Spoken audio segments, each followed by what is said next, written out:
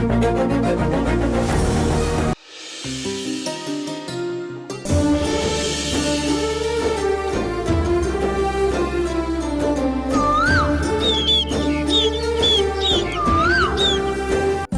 రాణమ్మ గారు కేవలం ఆస్తి కోసమే వాళ్ళ అమ్మలా నటించి ఇన్నాళ్ళు ఆ ఇంట్లో ఉందంటే అసలు నమ్మలేకపోతున్నాను రా. ఆవిడ చూసినప్పుడల్లా చాలా పద్ధతిగా మంచి మనసున్న మనిషిలా అనిపించేది. అవును బాబాయ్, నాకు కూడా అలాగే అనిపించేది. అసలు ఇంతవరకు ఆవిడ ప్రవర్తనలో కానీ ఆవిడ నడవడికలో కానీ ఎప్పుడు ఎలాంటి స్వార్థం చూడలేదు. కానీ ఇప్పుడు రాణమ్మ అసలు వాళ్ళ అమ్మే కాదన్న నిజం తెలిసాక నాకంతా అయోమయంగా ఉంది. ఏమండి, కాఫీ తీసుకోండి.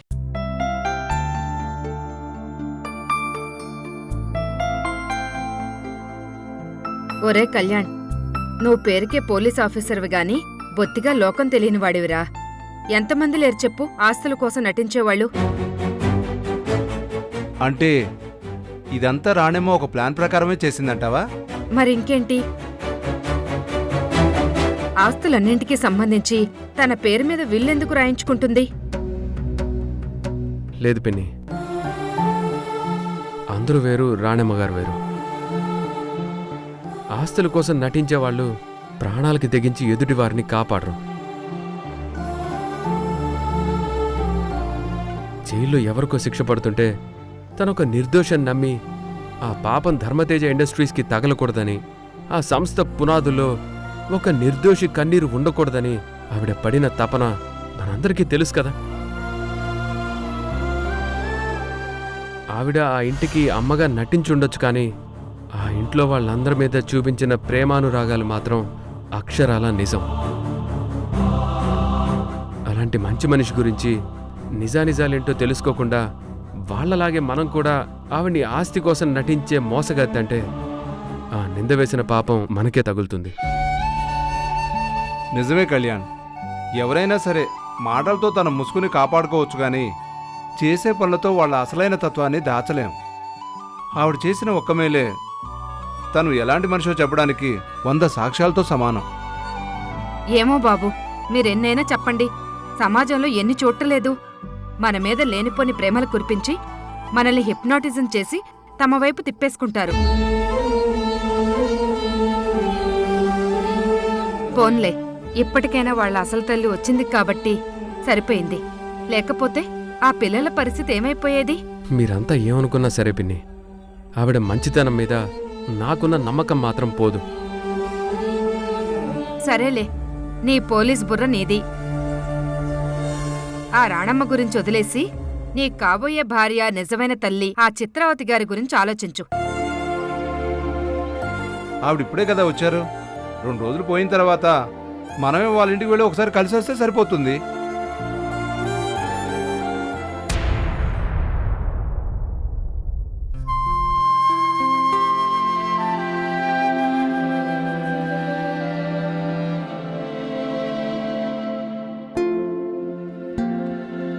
నేను లోపలికి రావచ్చా?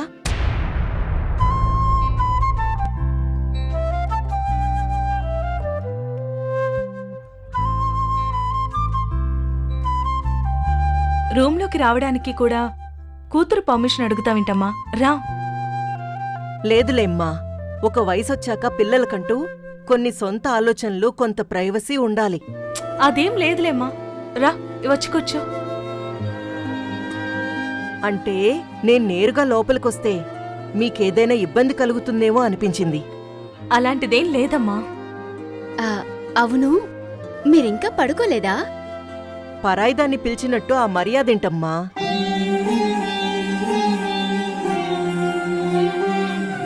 నువ్వింకా పడుకోలేదా అమ్మా? నేనేవి ఆ రాణమ్మలా మీ మీద అధికారం చలాయించడానికొచ్చిన తల్లిని కాదమ్మా. మీ మనసును అర్థం చేసుకుని మీకు తోడుగా ఉండడానికొచ్చిన మీ కన్న తల్లిని.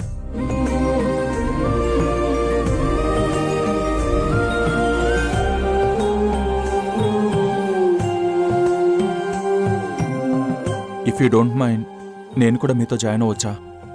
రా కృష్ణ, రా.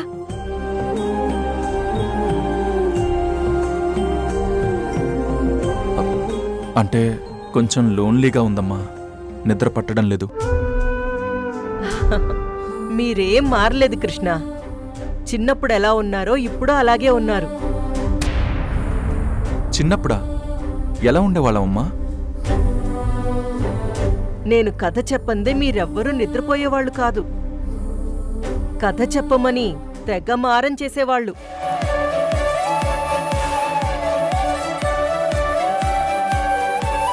అమ్మా ప్లీజ్ అమ్మా, ఇప్పుడు కూడా మాకు అలానే కథలు చెప్పమ్మా. అవునమ్మా, నువ్వు చెప్పే కథలు వినాలనుంది. సరే, మీకోసం ఒక తల్లి జింక కథ చెప్తాను.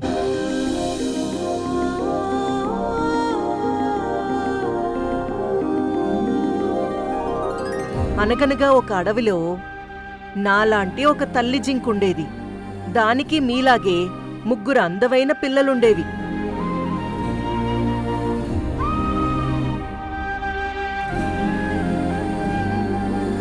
ఒకరోజు ఆకలితో ఉన్న ఒక పులి రావడంతో తన పిల్లల్ని కాపాడుకోవాలని పిల్లలను ఓ చోట దాచేసింది. తీరా ఆ పులిని దారి మళ్లించి తిరిగొచ్చి చూస్తే అక్కడ తన పిల్లలు లేవు. వెతగ్గా చివరికి తన పిల్లలు 3 ఒక తోడేలు దగ్గర పెరుగుతున్నాయని తెలిసింది.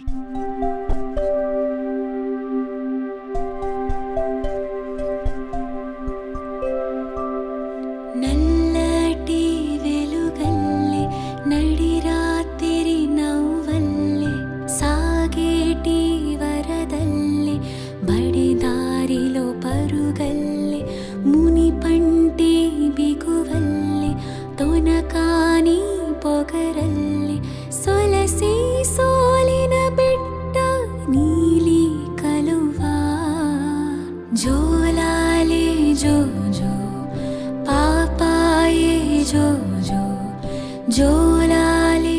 అత్తయ్య, ప్రియా, ఏంటత్తయ్య చాలా సంతోషంగా ఉన్నావు? చిన్నప్పుడు నా పిల్లలు 3 నా ఒళ్ళో తల పెట్టుకుని నేను కథ చెప్తే గాని నిద్రపోయేవాళ్లు కాదు. ఆ క్షణం వాళ్ల కళ్లల్లో కనిపించే ఆనందం, ఆ ఆశ ఇప్పటికీ నా కళ్ళ ముందే కథలాడుతున్నాయి. అప్పుడు చెప్పే కథలకి వయసు లేదు ప్రియా. చిన్నప్పుడైనా పెద్దప్పుడైనా అమ్మ కథ చెప్తూ ఉంటే వినాలని అనుకుంటూనే ఉంటారు. అమ్మ కూచులుగా ఉంటూ ముచ్చటగా అమ్మ చెప్పే కథలు వినడం ఏ పిల్లలకైనా ఒక వరం. ఇప్పుడు వాళ్ళమ్మ తిరిగొచ్చింది. ఒకప్పుడు ఎలాగైతే నేను కథలు చెప్తుంటే నా పిల్లలు వినేవాళ్ళు, ఇంత వయసొచ్చాక కూడా అచ్చం వీళ్లు కూడా అంతే శ్రద్ధగా వాళ్ళమ్మ కథలు చెప్తుంటే వింటూ ఉన్నారు. అయినా వీళ్ళు కూడా నా పిల్లలే అనుకో. ఆవిడగారు చెప్పే కథ నేను కూడా విన్నానత్తయ్య.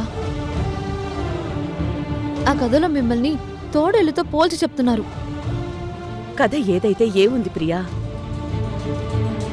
చెప్పేది అమ్మైనప్పుడు వినేది బిడ్డలైనప్పుడు హ, ఆ పాత్ర తోడేలైతే ఏంటి, తల్లి జింకైతే ఏంటి? పిల్లలు కూడా వాళ్ళమ్మకి చాలా దగ్గరయ్యారు, సంతోషంగా ఉంటున్నారు. నా కన్నీళ్లు కూడా తీపిగా మారిపోయాయి. నాకు అతృప్తి చాలు ప్రియా. నువ్వెంత మంచిదానివత్తయ్య. వాళ్ల పట్ల నీకున్న ప్రేమ ఎంత గొప్పదో నాకిప్పుడు అర్థమవుతుంది. వాళ్ళు నిన్ను కాదనుకున్నా సరే, వాళ్ళు బావుంటే చాలనుకునే నీ సంస్కారం ముందు ఎవరి ద్వేషము ఎక్కువ రోజులు నిలబడదు. నీ మంచితనమే నీకు శ్రీరామ రక్ష అత్తయ్య.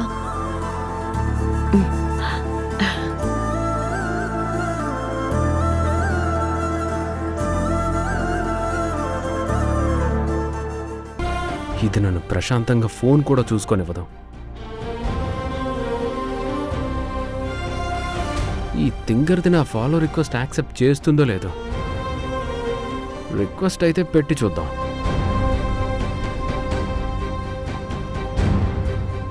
చివరికలా ఆ తోడేలు బారి నుంచి తల్లి జింక తన పిల్లల్ని కాపాడుకుంది. దాని తర్వాత ఆ పిల్లలు తల్లి హ్యాపీగా ఉన్నారు. ఆ రోజు నుంచి ఆ తల్లి జింక తన పిల్లల్ని ఎంతో జాగ్రత్తగా యువరాజుల్లా పెంచింది. పులుల నుంచి, క్రూర మృగాల నుంచి వాళ్ళని వాళ్ళు ఎలా రక్షించుకోవాలో, కాపాడుకోవాలో వాళ్ళకి నేర్పుతూ చాలా జాగ్రత్తగా పెంచుకుంటూ వస్తుంది.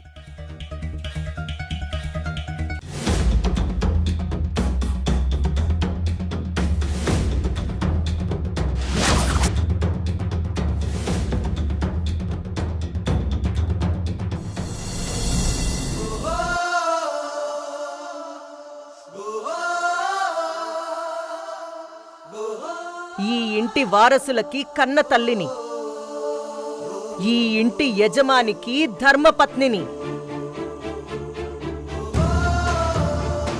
ఇదిగో ఇక్కడి నుంచుందే ఈ రాణెమ్మ. మీరు అమ్మ అమ్మ అనుకుంటున్నారే, ఇది మీ అమ్మ కాదు.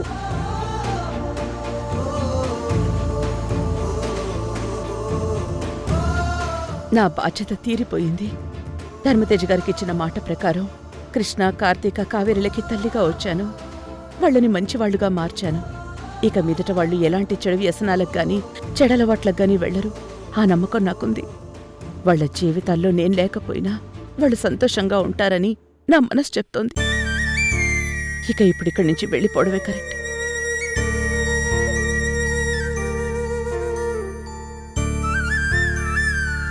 అమ్మగారు, చెప్పు పంకజం. ఆవిడలా ప్రవర్తిస్తున్నందుకు, మిమ్మల్ని అనరాని మాటలు అంటున్నందుకు బాధపడుతున్నారా అమ్మా? ఇందులో బాధే ఉంది పంకజం. నువ్వైనా, నేనైనా, వేరే ఎవ్వరైనా మన స్థానంలో ఇంకొకరుంటే ఒప్పుకుంటావని చెప్పు. ఉన్నవాళ్ళని ఊరికే వదులుతామా? ఇప్పుడు అదే కదా వాళ్ళు చేస్తోంది. పిల్లలతో ప్రేమగా ఉంటోంది, పిల్లల్ని బాగా చూసుకుంటోంది. నాకది చాలు. అయినా పిల్లలేంటమ్మా, ఒక్కసారిగా జరిగినవన్నీ మరిచిపోయి ఇలా మారిపోయారు. ఇది వరకు మనం ఎలా ఉన్నాం, ఇప్పుడు ఎవరి కారణంగా ఇలా ఉంటున్నామని ఒక్కరైనా ఒక్కసారైనా ఆలోచించాలి కదమ్మా. పిల్లలు కదా పంకజం. ఇన్నాళ్ళు అమ్మ అమ్మ అంటూ పిలిచిన పిల్లలు అమ్మ కాదు. తన సొంత అమ్మ స్థానంలో నటించడానికి వచ్చిన వ్యక్తి అని తెలిసిన తర్వాత కూడా ఇంకా ఎందుకు నా మీద ప్రేమ చూపిస్తారు? ఇన్నాళ్ళు ఆవిడ్ని అమ్మా అని పిలిచామా అనే కోపం ఉంటుంది కదా, అదే వాళ్లలో కనబడుతోంది. ఎప్పటికైనా సరే పిల్లలు తమ తల్లి దగ్గరికి చేరడమే సృష్టి ధర్మం. అది ఎప్పటికైనా జరిగి తీరుతుంది. ఇప్పుడు అదే జరుగుతుంది. ఈ విషయంలో నాకు ఎవరి మీద ఎలాంటి కోపం లేదు పంకజం. నేను నీకొక విషయం చెప్తాను, జాగ్రత్తగా విను. ఇక మీదట ఎప్పుడూ ఆవిడ దగ్గర నా ప్రస్తావన తీసుకొచ్చి నా గురించి నువ్వేం మాట్లాడొద్దు. తనతో పద్ధతిగా ఉంటూ మంచిగా నడుచుకో. లేదంటే నీకు లేనిపోని సమస్యలొస్తాయి. ఒక్కటి గుర్తుపెట్టుకో, ఇక నుంచి ఈ ఇంటికి తనే రాణి. ఆవిడికి నచ్చినట్టే మలుచుకో. అమ్మా, ఎంతమంది రాణులు వచ్చినా ఈ ఇంటికి, మా మనసులకి ఎప్పటికీ నువ్వేనమ్మా రాణమ్మవి. ఈ ఇంటితో ఈ ఒక్కరోజే నాకు ఈ సంబంధం పంకజం. సోమవారమే వీళ్ళ ఆస్తులు మొత్తం వీళ్ళకి అప్పగించి నేను వెళ్ళిపోతాను. బాధను కూడా భారంగా కాకుండా ధర్మబద్ధంగా తీసుకుంటున్న మిమ్మల్ని చూస్తుంటే చాలా గర్వంగా ఉందమ్మా. అమ్మా, సరే, నేనుండే రూము నీట్గా రెడీ చేశాను. మీరు ఆ రూంలో పడుకోండి.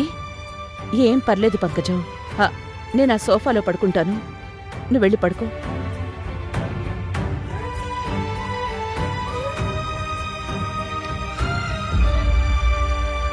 అది కాదమ్మా, ఇన్నాళ్ళు పంకజం, నేనేమి పుట్టుకతోనే మహారాణిలా పుట్టలేదు. నేను కింద నుంచి వచ్చిందాన్ని. ఒక్కోసారి ఆటోలోనే నిద్రపోయిన సందర్భాలు ఉన్నాయి. అలాంటిది ఈ సోఫా మీద పడుకోలేనా? నువ్వెళ్ళు. నా గురించి ఏం ఆలోచించకుండా నువ్వెళ్ళి పడుకో. చాలా బాధగా ఉందమ్మా. మీరే ఈ పిల్లలకి కన్న తల్లయ్యుంటే ఎంత బావుండేది. దేవుడు ఎందుకు ఇలా చేస్తున్నాడో. జోజోలాలి పాట ఇంకా అవ్వనేలేదు. కడుపు నిండా పాలు ఇంకా ఇవ్వనే లేదే. కృష్ణయ్య, ఎప్పుడో దూరమైన ఆ తల్లిని తన పిల్లల దగ్గరికి చేర్చావు. మరి నా పిల్లల్ని నా దగ్గరికి ఎప్పుడు చేరుస్తావు స్వామి? కాస్తైనా తడవనే లేదే. వెలే పట్టి నడక ఇంకా నేర్పనే లేదే.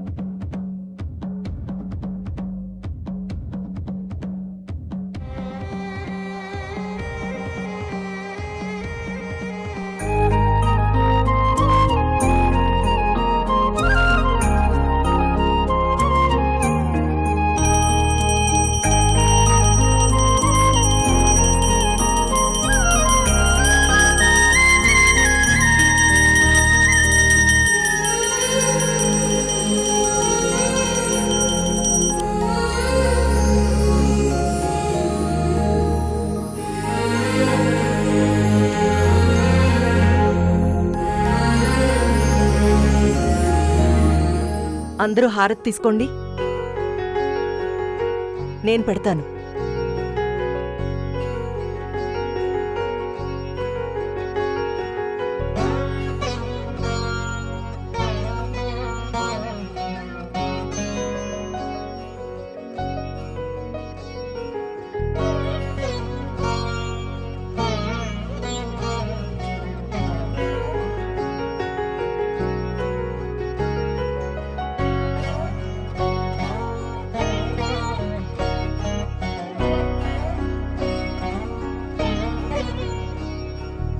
సరే అమ్మా, నేను బయలుదేరుతాను.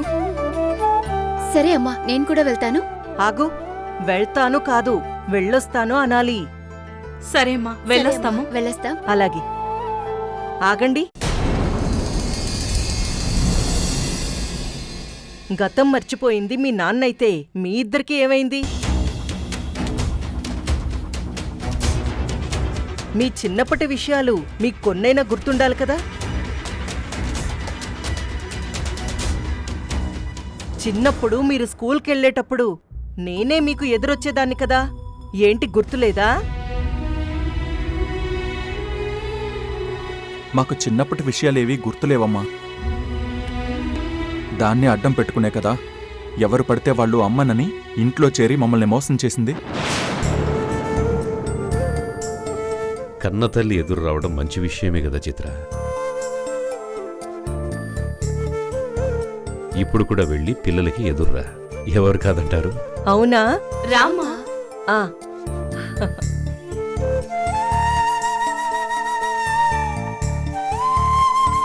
ఆ. బాయ్. బాయ్ మా. బాయ్.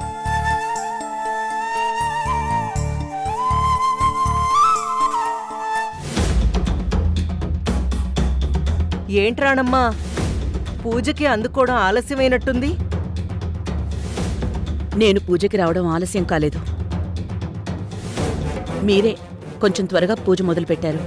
ఏంటి, పూజ నువ్వు చేయలేదని ఏవైనా ఫీల్ అవుతున్నావా? పూజ ఎవరు చేస్తే ఏముంది, హారతిచ్చే చెయ్యి ఎవరిదైనా ఆ హారతి అందుకునే దైవం మాత్రం ఒక్కటే కదా.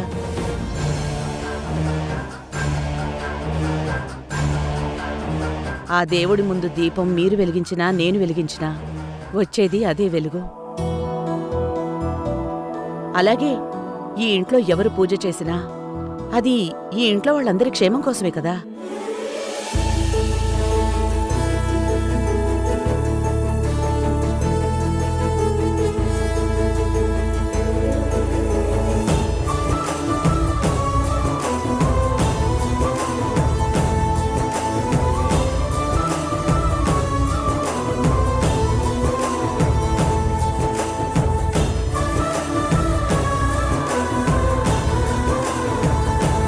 ఇక మీదట తను నాకు ఎదురు పడకూడదు,